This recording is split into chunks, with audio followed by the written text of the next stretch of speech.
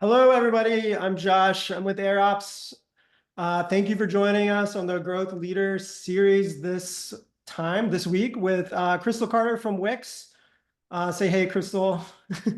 Hello, everyone. Welcome to the webinar.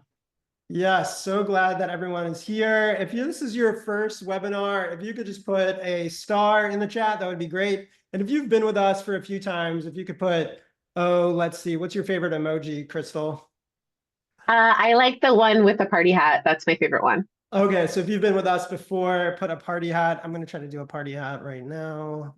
I don't know how far. Hey, oh, thanks, everybody. There we go. We got several. We got one star from Andrew, a bunch of party hats. Thank you. Me and Crystal were just chatting about country music, actually, but you're a huge music fan, isn't that right? I'm a big music fan. I listen to lots of different types of music. I just feel like if they're getting into it, then I can get into it. Yeah, that's how I feel about music.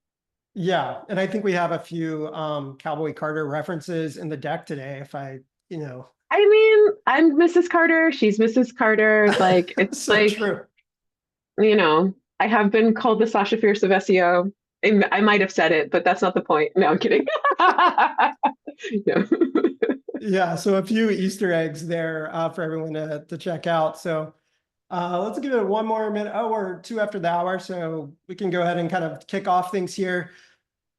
Today, we're talking about LLM visibility and SEO metrics.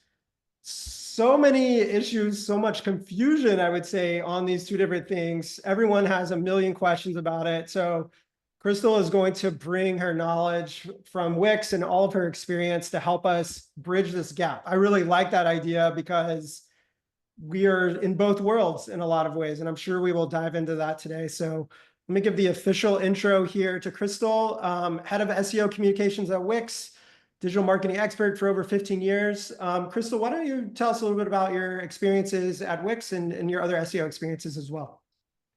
Yeah, so I've been at Wix since 2022, which is a long time ago in the marketing world. That's BC, before ChatGPT was sort of big on the scene, and in that time I've done a lot of SEO in the enterprise space. I've done a lot of supporting folks who are users on Wix, supporting folks who are considering joining Wix, and then in my previous space, my previous work. I worked as a digital marketer freelance. I worked for local authorities. I worked for agencies. I worked in house. I worked with big companies like Tomy and Disney and those folks. I worked with smaller companies as well. I was a very busy lady, and in that time, I worked with people across lots of different platforms and helping them with primarily with SEO, but also occasionally social. As anybody who's ever done freelance marketing knows, like if the client needs a hand, you just help them with whatever they need help with.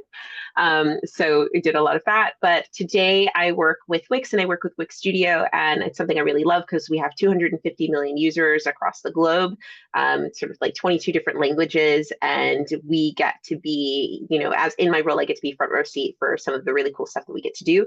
We're very AI forward as a team, and we have it across lots of our tooling and built into the SEO tools, built into the marketing tools. You can even build a website with AI, and we also enable folks across our teams to adopt AI in order to facilitate better workflows and things like that. So the 360 adoption from our team, and it's something that I think has really helped us through this fantastic and fascinating and interesting and complicated time as marketers.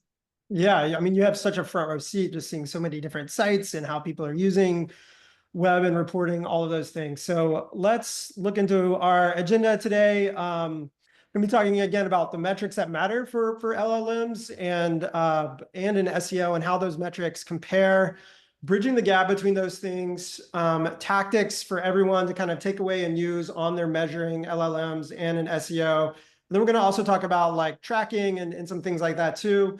On the right side, you can see a lot of the great customers and people who have been with AirOps. So I'm glad many of them are joining here today as well. Just a quick note, We have a lot of info. Crystal is just going to like kind of power through this. We're going to have plenty of time at Q&A at the end.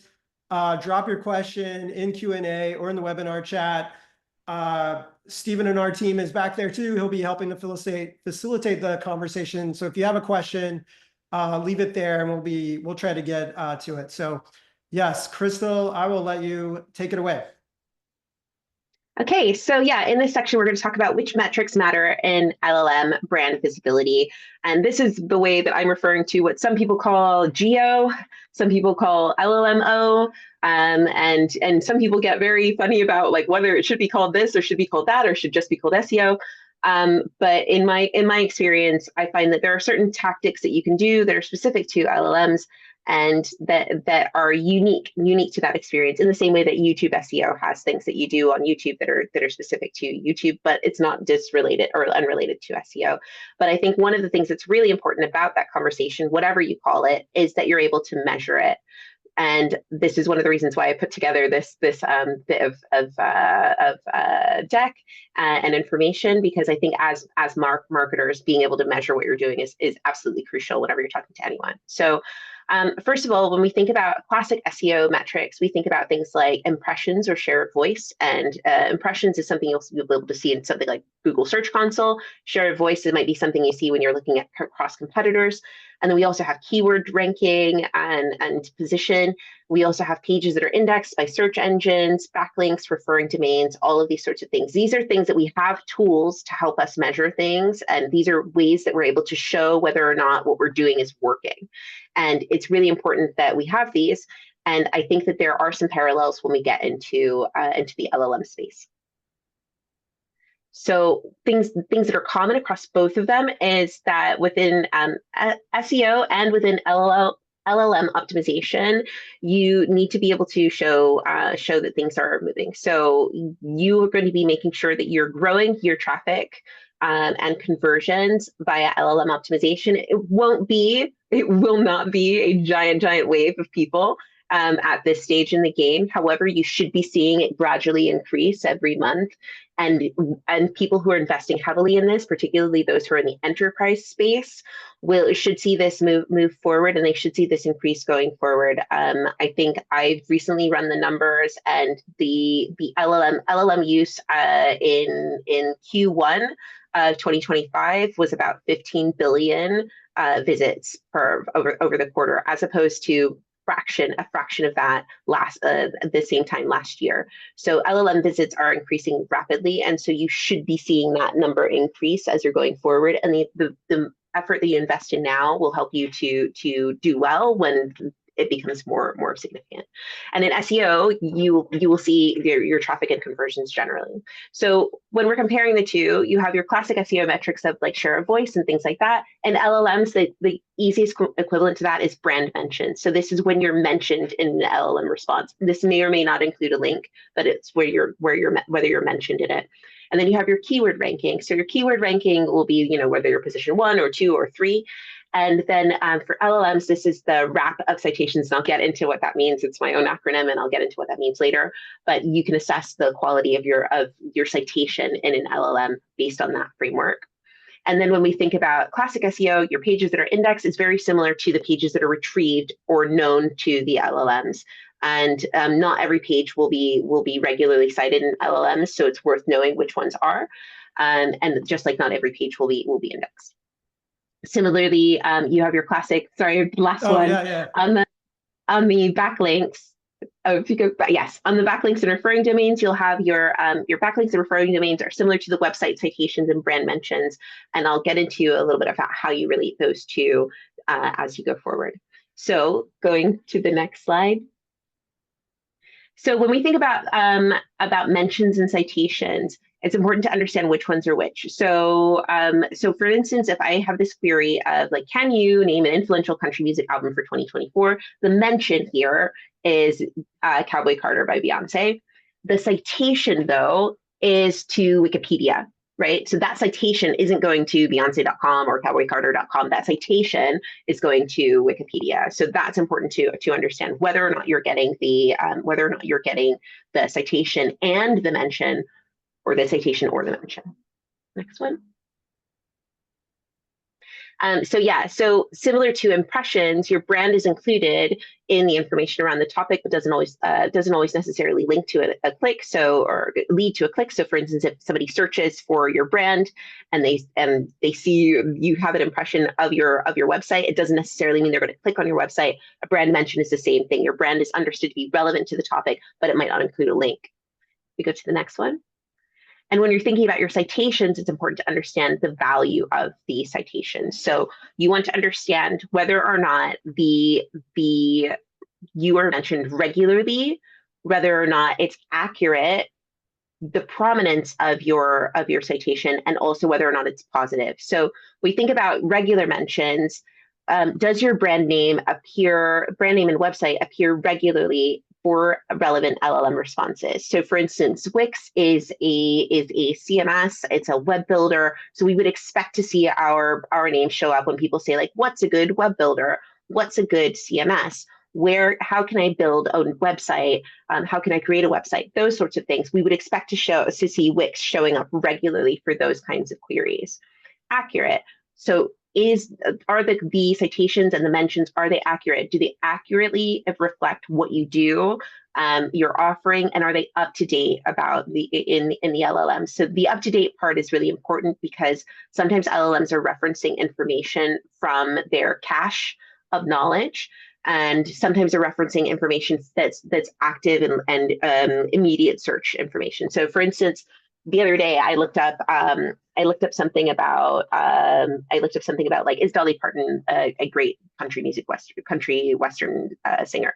And if you go on Perplexity or Gemini or something, they'll say yes she is, but they won't necessarily give you any links for that because they just know that Dolly Parton's a great country western singer. However, if you say who has Dolly Parton collaborated with within the last year, they will reference recent articles because they'll need to reference that because their training data that's their corpus of content, that's their base knowledge, might not be up to date on the last year, but their search information will fill that in. Now, the accuracy point is also really useful because you can respond to these. So if you see information, and I've done this before, but if you see information that's inaccurate, then you can do reinforcement learning on the LLM. So if you see on all of the LLM responses, they have the thumbs up and the thumbs down. If you see inaccurate information, you can give a thumbs down, and that's reinforcement training for the LLM. So if it says that your home office or your HQ is in Nashville and actually your HQ is in Los Angeles, and you can say no, that's wrong. Our HQ is actually in Los Angeles, and you can improve that. And I've seen that be improved across LLMs. So you want to make sure that things are accurate so that LLMs aren't giving false information across your systems. Josh, you look like you wanted to say something on that. Is that a I think everyone wonders like how you do handle when they show inaccurate information, like kind of what is your course of action when that happens. Is there anything else besides just like thumb down? Do they have like a reporting mechanism or anything like that? Yeah, so they do have a reporting mechanism, but basically normally on the thumbs down thing, they'll say, why did you give this a thumbs down? And you should give a detailed information about what that is. Ideally, if you can trigger it a few times and so that you can reinforce it again and again until it's correct, I think it's worth doing that. And it's also worth checking again. So I've done it before. I've shared the link to that. We'll share the link to it later on, but I had a project called Site of Sites, which started in 2024, spring 2024. And by the summer 2024, it was showing in LLMs. And then I said, what's the URL? And they said, oh, it's part of Behance. And I was like, it is not part of Behance. Mm-hmm. The URL is here at siteofsites.co. And then I checked it like a week later and I said, what's the URL for Site of Sites? And it said it's here. It's at siteofsites.co. So like you can do that. And all of the LLMs regularly ask for that feedback. So if you see inaccurate information, don't just let it slide. Actually act on it. Yeah, that's good. Yeah, prominence is really useful as well. So very often, if you say, name me the best web builder for instance, they'll give you a list. The one that's on the top, that's what you're looking at. Like, do you show on top? Now, sometimes, and I'll show this later on, sometimes they have different criteria for how they're ranking them, but that's essentially ranking. So a lot of these tools will say, what position you show in the list, and the reasons why they show you in the list may vary, but ideally, obviously, you want to be shown on the top just because psychology. And then around positivity. So are you being mentioned positively or at least fairly with regards to your brand? So, are people asking good or bad questions? Are you showing up as good? And basically you want to pull all of these things together to understand the value of the citations and the mention. Go to the next one. So a couple of examples of this. So regularity of mentions, if you click ahead, I've got an illustration. So I've got two different questions about a country music. So I have, can you name it an influential country music album from 2024? And you've got Cowboy Carter showing there on the first one. And then I say, can you list some significant country pop albums by women? And if you click on the animation, please click forward. Yeah, you can see that Cowboy Carter is also mentioned there. Now, what's interesting here is the one on the left. So for both of them, they're showing. The one on the right is showing fifth. But what's interesting here is that this is chronological. So this is a chronological list. So when we're thinking about the wrap of the citations and things, that's also something to consider. But when we're thinking about regularity, we're saying like these are two related questions. They're two of the kinds of questions that someone who is interested in this topic might ask, and you want to be making sure that you're showing up regularly in those. Next one. And then regularly of citations on this. So this has to do with the URLs again. So if you click on the animation for me. So we have one there that's going to Wikipedia, then we have one that's going to a different website. So we have two citations, but the citations are both different, and that's something to consider as well. So whether or not you're seeing the same URL show through, it's something that you should be considering when you're thinking about the regularity of your citations. And then accurate. So can you name an influential country music album from 2024? And it says, yeah, here's Cowboy Carter. And then we go through that, and that's a good one. We can go forward on the animation. So that one's showing accurate. And then when we think about the mentions as well, and the mentions and citations, when we think about the ranking of your keywords on particular topics. So let's say the topic was like country music albums or something, or country music albums or by Beyonce or something to that effect. Cowboy Carter showing top on the ranking would be what you would measure on traditional SEO, and it would measure the position of the pages that are triggered around the keywords of like country music Beyonce or country music album or women like country music, etc. Your wrap of citations of whether or not you've got regular, accurate, prominent, positive citations. This will give you an idea of whether or not the quality of your mentioned citations are good. And so this is the one that's around positivity as well. And this is working well. Here we go. And so when we think about that works really well. And again, with the prominence, we had the one that's showing on the top, and then we have the one that's showing up fifth. Let's go down. So that's showing first, and that's showing fifth. And again, that's something to consider as well. So when we think about bridging the gap, we can use a lot of the tools that we've used for traditional LLM optimization or traditional SEO. And I always cringe when I say traditional, but classic SEO, shall we say. We can think about all of those when we're bridging the gap between like moving into LLM optimization, adopting LLM optimization as we go along. So when you're thinking about your share of voice and your brand mentions, this isn't to say that these certain things don't matter. They still do. They're still very, very important. And when you're thinking about this, you should think about your mentions within LLMs similarly as you do with your share of voice, so that you're benchmarking yourself against competitors around the prompts, for instance, around your core topic. So for instance, if I was looking at like female country music albums, for instance, I'd want to look at like where other folks are showing up, where I'm showing up, and where that's all working in the same way that I would with share of voice, for instance. So there's some SEO tools which will tell you that which percentage of the searches you're showing up for on that particular topic, and help you pull that through. When you're thinking about your keyword ranking, again, that's similar to sort of the wrap of your brand mentions in LLM responses. So you want to know the quality, not just the number of your LLM mentions. And you can use keywords to help you research your prompts and help you to create example prompts. So a lot of the LLM tools will help you to see this. So they'll help you to generate prompts that you can use to sort of test. And it's of course very difficult to completely replicate what a user might might query in an LLM, but you can get something in the ballpark. And a lot of LLMs, as we know from the AI overviews, will very often distill their LLM responses into something like fairly similar, that's repeatable.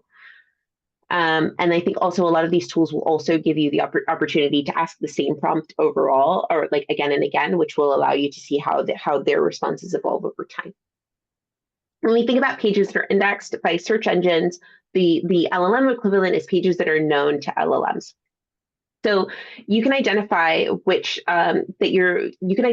pages are being seen by LLMs, and then you can identify which pages are most valuable for LLMs. So if it's the case that like maybe your homepage isn't showing up on the LLMs very often, but this one blog really is really frequently, then that's something to consider. If it's a case that when people say, is your product good or bad? Or like, is your product worth it? That's something that a lot of people will ask. Then it's worth having a look at how you are identifying whether or not your content is showing there, and also whether or not the content that you want to show there is showing there. So it might be that, again, it's showing one blog, but it's not showing another one. And the other thing you want to consider is like whether or not you're adding backlinks to those pages as well.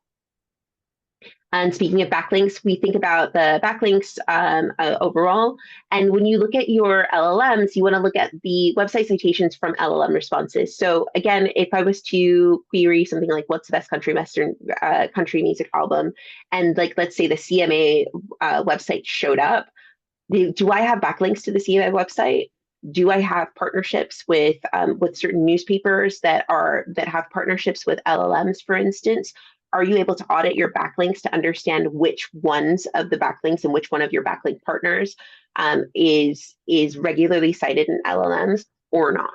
Because it might be that you're spending a lot of energy on a particular website and they're never showing in LLMs, or you're spending a lot of energy on a particular relationship and they're not showing in LLMs. But these other folks that you are spending a little bit of time with, they're showing LLMs a lot. That might mean that maybe you should invest more time with that particular outlet and less time with this other outlet. So that's something to consider as well. Okay, so when we think about, to sum it up, when you're thinking about your rankings, ranking is something that people consider a lot. When we think about SEO for LLMs, again, we want to be making sure we're getting regular website citations as much as possible. This is how you will drive traffic to your website via LLMs.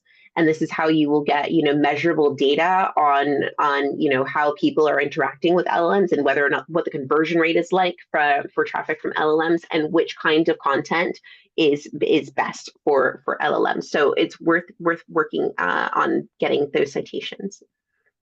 Go through accurate and factual. Again, we want to make sure that they're saying stuff that is relevant and is clear and is accurate about what we do. LLMs are prone to hallucinate. They're prone to give information that's not exactly correct. And if you have accurate and factual information, that will help.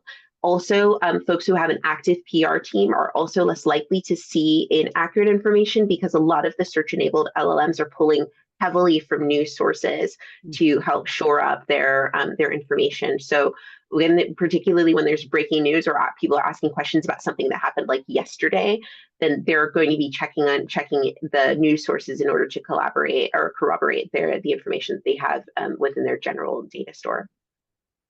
Then we go to prominent positioning and first listed. Again, we had some of the content there that was showing as first for like general country music album, and then we had it where it was showing fifth. And on that fifth one, the reason why it was showing there was because it was alphabetical. So that's not necessarily a panic stations, but it does mean that we should pay attention to the prominent positioning overall. Even and if there are some exceptions like that one that's showing in alphabetical or showing in chronological order, then it's worth noting which kinds of queries will show that kind of prominence. And positive or fair sentiment. Again, everybody wants to be thought of well. And I think that this is also something that comes to mind with regards to creating content in the LLM, within the LLM reality that we have. So we're seeing a space where sometimes SEO isn't giving the same amount of return that it used to in terms of content creation, in terms of like traffic and things like that. However, this doesn't mean that you shouldn't make good content. It doesn't mean that you shouldn't make content that's good quality and that explains what you do well. And in fact, it almost means that you should do more of it, because if you aren't speaking positively, clearly, articulately about your brand, then when someone goes to an LLM and asks a question about it, they're less likely to actually refer to you. They're going to refer to somebody else who's talking about your brand. So one of the things you can think about for a positive and fair sentiment is to think about making sure that you're speaking positively and fairly about yourself, which is, that's a skill for life. So, I like that. A skill for life. okay, so tactics that everyone can use when we're thinking about LLMs KPIs. So the first one is common metrics that matter. So traffic and conversions. These are standard across LLMs and SEO, like they will be forever. And it's not, again, you should set your expectations. With LLMs, you're not necessarily going to get millions of people flooding through the door straight away. However, again, you should see a steady uptick in the number of people that are coming through. So you should be looking at the trend going up as a general rule. But and you also want to think about your conversions as well. So how can we do that for everyone? So conversions from LLM, the first thing that you can do, if you haven't done this already, this is something that you can do straight away. It costs nothing, and you should be tracking these, is basically conversions from LLMs. So lots of people on their contact forms have a "how did you hear about us" selection, and you should have ChatGPT or AI written in there straight away. So it costs nothing. And from what I understand from people who have implemented this, anecdotally, the leads tend to be good. And even if you don't have this on the form, if you, like, let's say you're a freelancer, or let's say people don't, let's say you're a smaller business, or let's say people don't always fill in the form, it's worth asking this question directly as well. Even if you have people who are working in customer care, it's worth asking this question as well, because it costs nothing, and it'll get you some more information. And I think people these days, I think, are quite proud, like, oh yes, I found it through AI. So that's all exciting. So if you go forward, you can see an example of one that they've done from Sierra Interactive. Sierra Interactive are a great team that have been very, very forward on this for a while. And they added in a section that says, how did you find us? Referral, conference, webinar, ChatGPT, and just ask the question straight up. And this is Will Reynolds, who's the MD and founder of Sierra Interactive, and he was saying that basically he was seeing traffic from ChatGPT and Perplexity and really wanted to know how that was working. And so they added the dropdown, and it helps them to track the deal as they go through. It's also really useful because you don't always get a referral link directly from, sometimes it shows up as direct traffic. So it's worth making sure that you get that when people are filling in the form. You can also filter your traffic in GA4. So this is an example of a regex that was set up from Jess Schultz a few months back, and you can filter it. If you go forward, there's a bigger example of the regex, I think, yes. And you can filter by lots of different types. So I don't think this one has grok in it, but you can add that in. For instance, and it just gives you an example. If you need a little help with this, ChatGPT can probably help you with this as well. If you're not sure, like, what do I do with a regex? I highly recommend that you have a look at that. And if you go to that Search Engine Land article, there's also information about how you could implement that in with Google Looker Studio, which I think we also get into in this one as well. Next. Yes, there we go. So this is how you set it up in the backend in GA4. And if you go forward to the next slide, yes, you can add that into and if you're not completely familiar with GA4, we have some great resources on the Wix Learning Hub, and you can go and learn some more about GA4 and how to get going with that, how to set up filters, how to set up explorations. So that's super useful for you. And then also you can use that to help you to use Looker Studio as well to get more ongoing information on that. Yeah, very and helpful. Then the next, yeah. And also you can track AI referrers.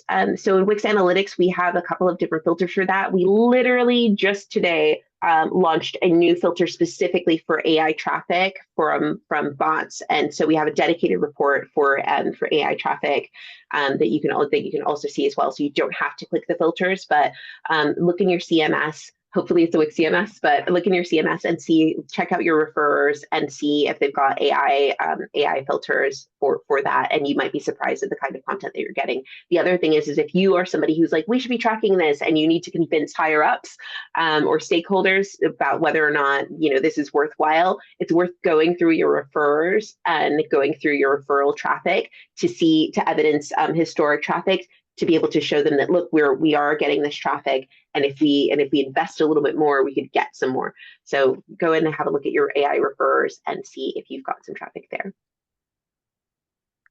And then you can monitor bot traffic. So there's different kinds of bots. So there's user bot, there's the search bot, there's other things that are going through, and they go through your website and they have a look at all the different pages that are going on. The other thing that's important is that for some of these, they list them explicitly. So ChatGPT, for instance, lists all of their bots by IP, and some of them are listed by name. Some of them are a little bit trickier to find, but yeah, I think that if you are somebody who gets technical with your bot traffic, you can get right up in the bot log reports and see exactly which parts of your site that they're crawling. I saw someone who ran with this, and they were able to find certain exactly which components of their website the LLMs were crawling, and they were able to get some great improvements as a result. Do you have to enable these bots in any way on your site, or how does that kind of work? No, so it's the same kind of framework as the bots who will go to, so in crawling in an SEO, they crawl your website. So a bot will crawl your website. If you go to the next slide, I think there's some information about it. So yeah, so what happens is, and this is comparison between Common Crawl, which was one of the basis for the original for ChatGPT 3. For that version, and versus Google Mobile, and you can see the big long ones are Google Mobile. If you go to the next slide, I think. Oh no, sorry, go back. Sorry. So yeah, what happens is they will crawl your website and they will look to discover new content. So they'll look at everything, they'll follow links, they'll go to different places, and they'll try to find the content that is most relevant. What very often happens with some of the AI bots is they crawl in a different way. So Common Crawl, for instance, will crawl all of the URLs on one website rather than crawling like a few URLs, which is what generally happens with Google. Google's like, oh, we will crawl this one, and that one, but we don't need to crawl that one. We won't look at this, we won't look at that.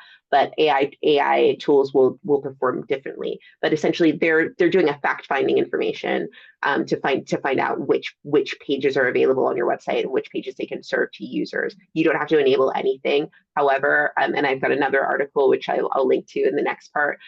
You can guide what they crawl if you choose to do so.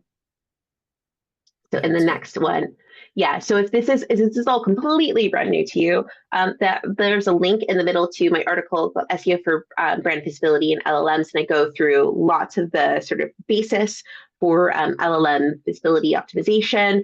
And if you want to get into this KPIs or information, I go into a bit more detail in my LLMs visibility versus SEO KPIs. And if you are interested in how to develop prompts as well, I've got a resource on the Wix SEO Learning Hub that helps you to sort of shape which kind of prompts you might want for your LLMs, and to help you to sort of measure your growth, measure your improvement, and measure your performance there. So, yeah.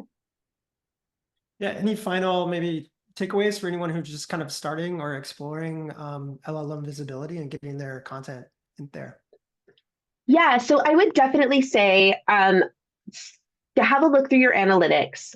So whether you're using GA4 or whether you're using like a platform-based analytics, have a look at your analytics to see what traffic you're getting now. You may very well be surprised. And you can have a look at both the traffic and also the referrers, and have a look at that information, because again, you'll be very surprised.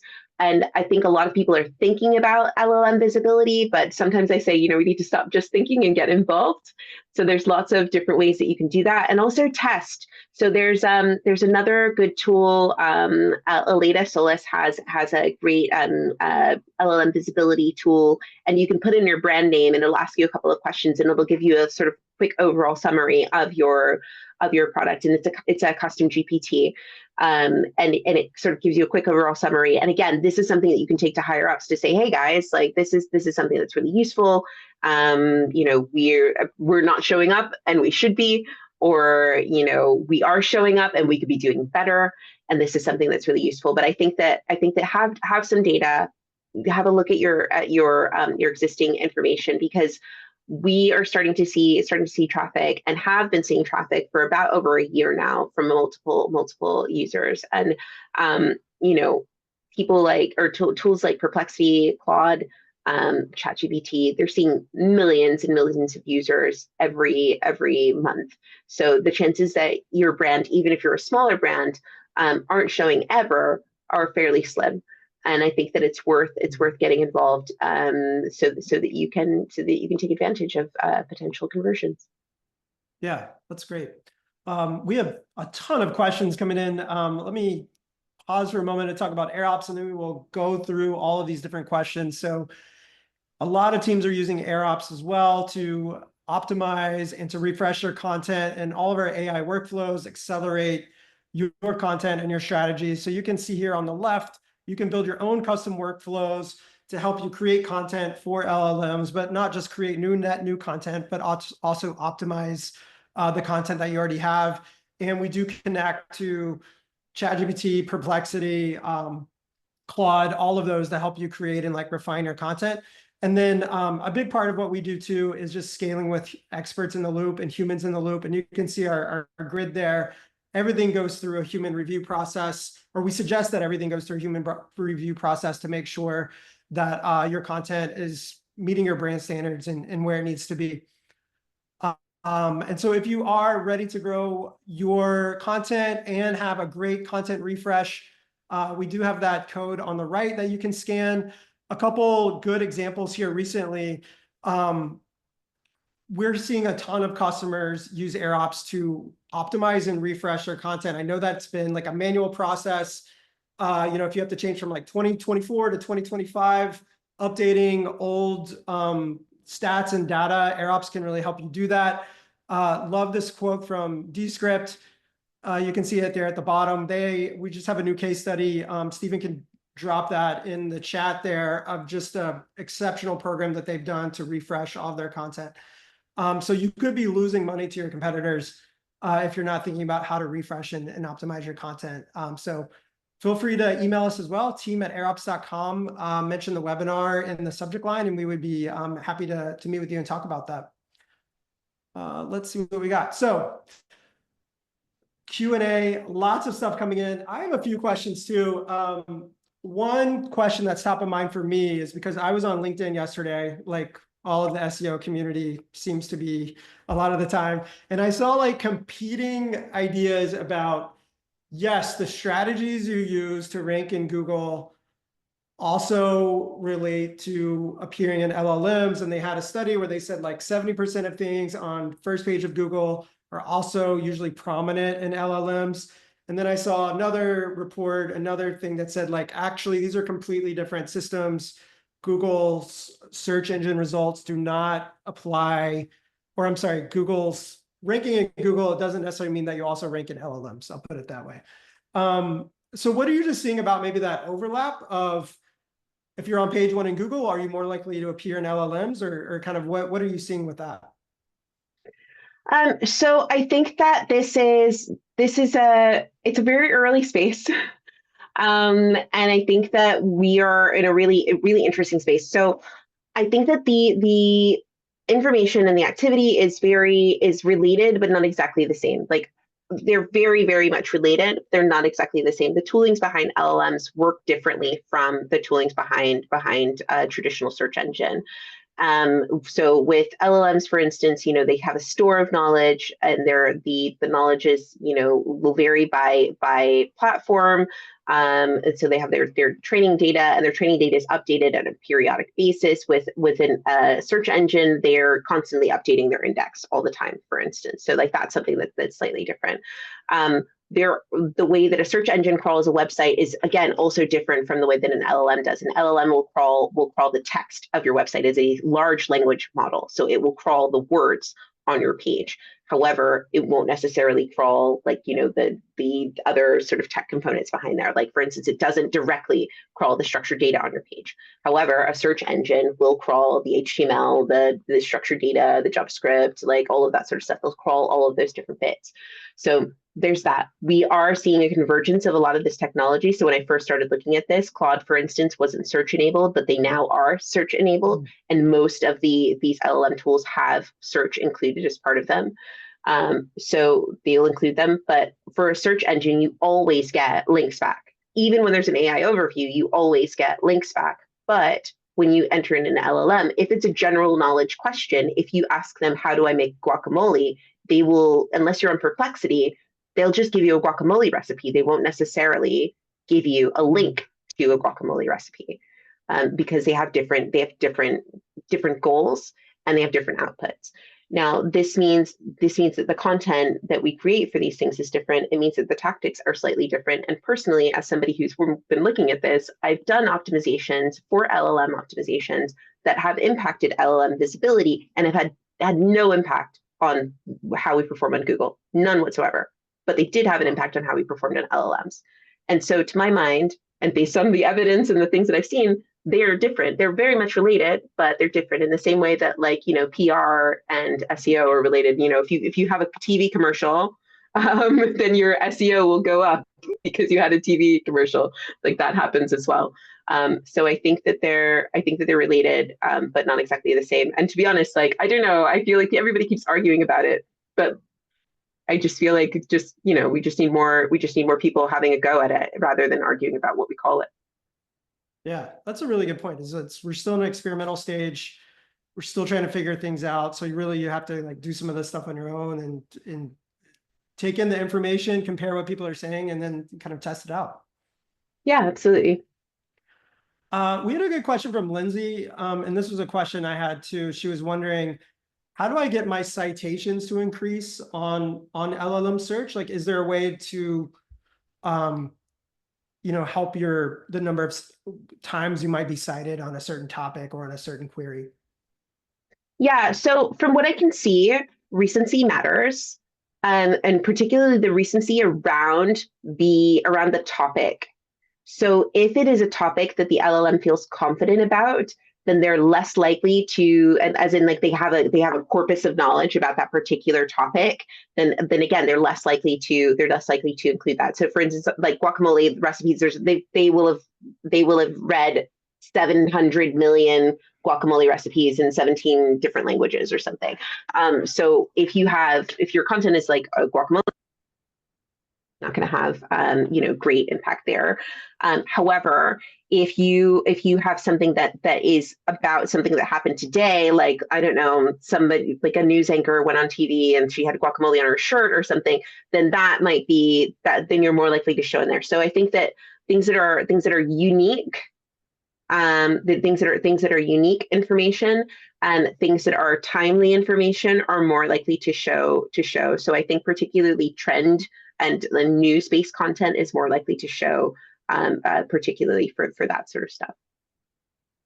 Do you have any suggestions about like product reviews? Because what is the best guacamole or something like that? I mean, I don't know if there's any guacamole products on our chat here, but I know a lot of people are in SaaS and enterprise. So it might be like, how does XYZ product compare to ABC product? What are you seeing around searches like that?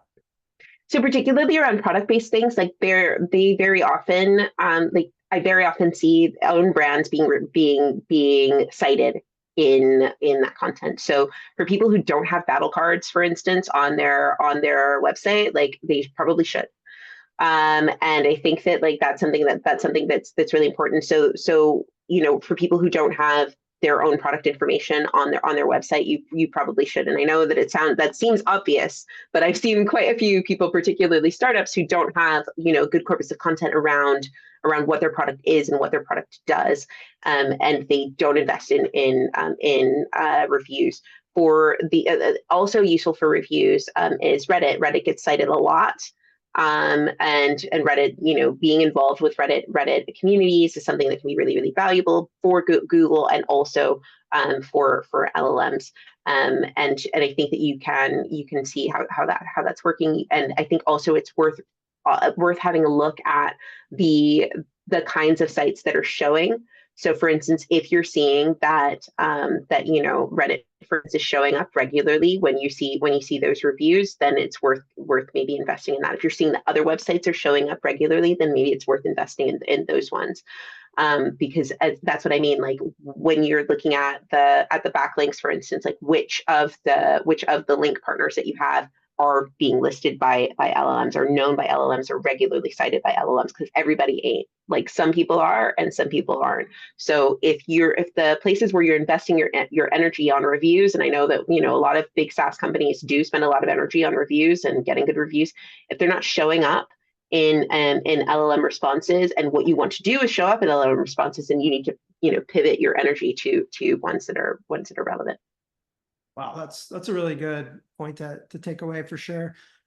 I think a broad question that everyone has here, Inez mentioned it specifically, is just like, how do we know what keywords or terms or questions people are asking in ChatGPT or Perplexity or Claude? I know there's like several different tools nowadays that can handle some of that, but maybe give us the like kind of manual version of that, and then maybe like if you have any tool recommendations or just some ideas about how you can just see what people are searching for in these LLMs. Yeah, so one of the things you can do, so in the tool that I shared, the prompt generator tool, their prompt library tool, and also with ChatGPT, for instance, like you can, and with a lot of the tools, there's a whole range of tools available now. You can take a collection of keywords from particularly, like, let's say a cluster. Let's say you had a sauce cluster, you had like guacamole, salsa, tzatziki, whatever. So let's say you have like those are your keywords, and you would like, what are things that, and you would say like you would say to an LLM, like, give me a collection of questions that someone who is interested in buying guacamole, for instance, might ask, and you can say, and you can mention their audience, somebody who is going to throw a Super Bowl party, and they're based in Texas or something, and then they will generate a question. If you give them like, see, give me 20 questions, they'll generate questions for you, and then you can go through and try them, and also then you can test them out. So what's useful, if you use something like GPT for Sheets, for instance, you can run this and you can change the model, so get different outputs per model, and they'll generate the questions for you and put them in the sheet as you go along, and then you can check them as you go along. There's also other tools that you can, that have like big subscriptions that you can include. I've reviewed a few of them, and they do lots of different things there. But I would say that if you're not sure, I would take your keywords, and the keywords that you find drive good conversions and tend to drive good conversions bottom of the funnel, and think about taking those and asking ChatGPT, because the other thing is ChatGPT has all of that training knowledge from all of those things. Ask ChatGPT, ask Gemini, whatever. Give me some questions based on these keywords. And again, I would emphasize bottom of the funnel because they are doing so much of the top of the funnel stuff, right? So I would be like, what is guacamole? How do I make guacamole? I'm sorry about the guacamole, everybody. But like, I'd be like, what is guacamole? And they'd be like, guacamole is a dip from Mexico. And I'd be like, well, how do I make guacamole? And they'll give me the instructions. I go, well, that's really complicated. Who can I get to help me? Like, where can I buy guacamole? Because I don't have time. I don't have the ingredients, etc. And so then that bottom of the funnel question, like what are the bottom of the funnel questions? That's where you get things. We're talking about Cowboy Carter. I'm going to the Cowboy Carter concert, and I wanted to get a hat like Beyonce. And so I literally said, like, where can I get a hat like this? And in the sources, they had lots of other folks, but in the response, they said, this place, this is the person who made the original one.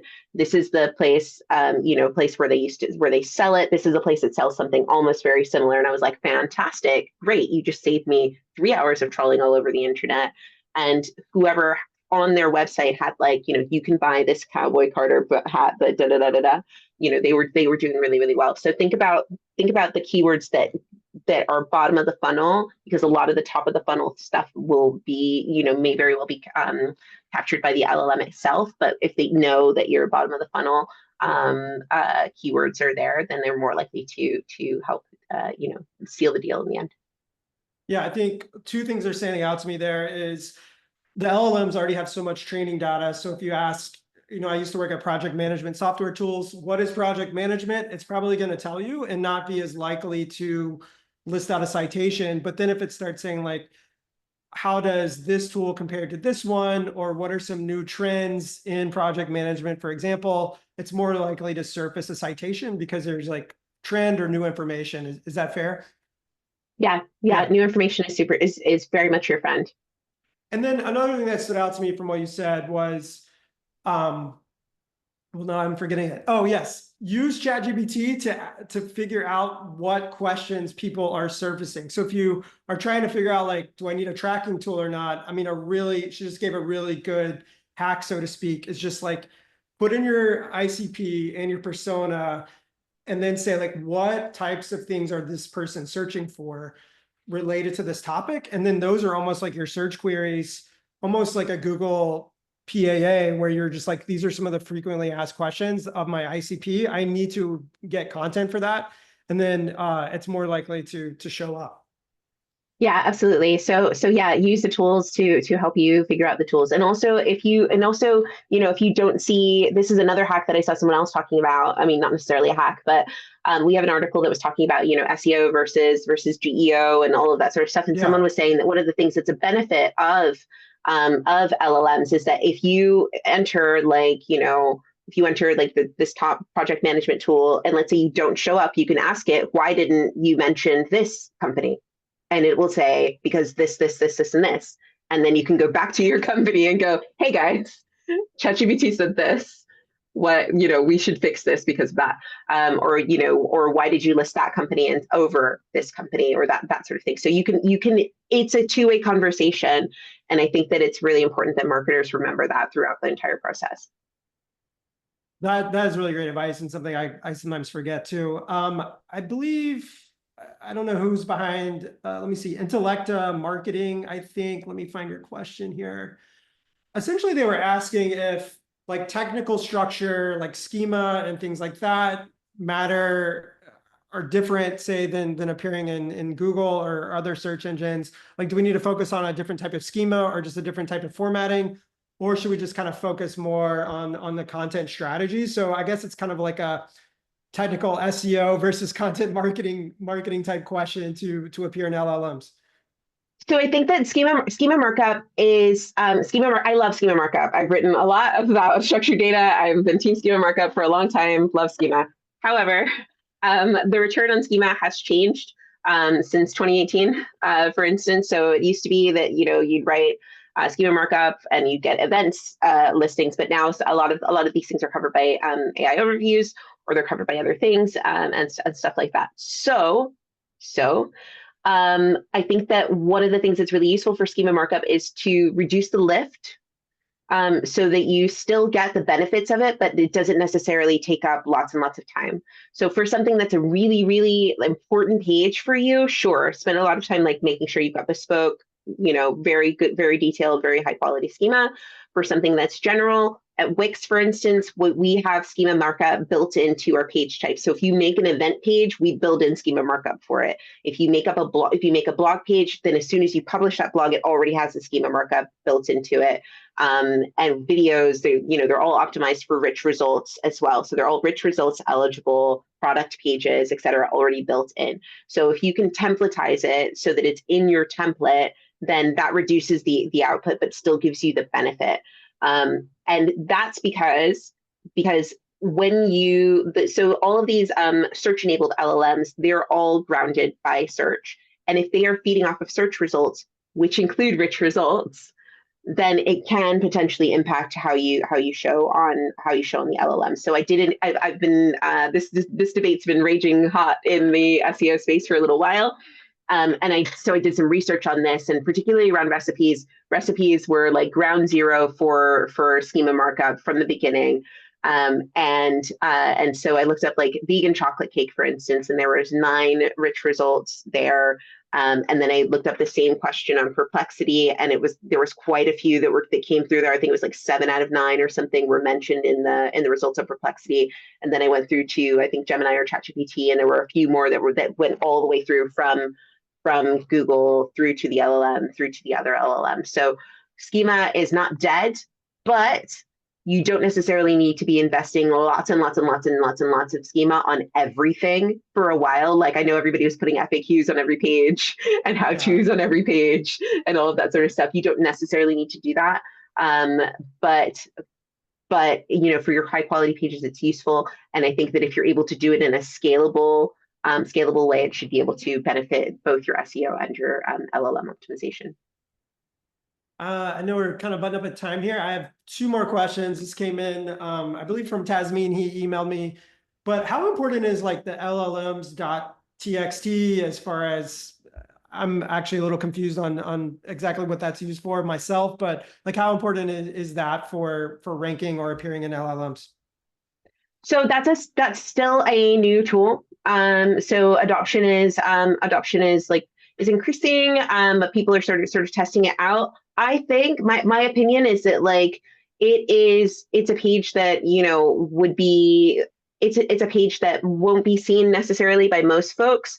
It's something that sits on your with your robots.txt. If it is a low lift for you, if your team has the technology and it would take you like a couple of hours to put together, why not test it out and see what's going on? I think again, at the moment, we are in a space where everything's super new and it's very, very fast paced at the moment.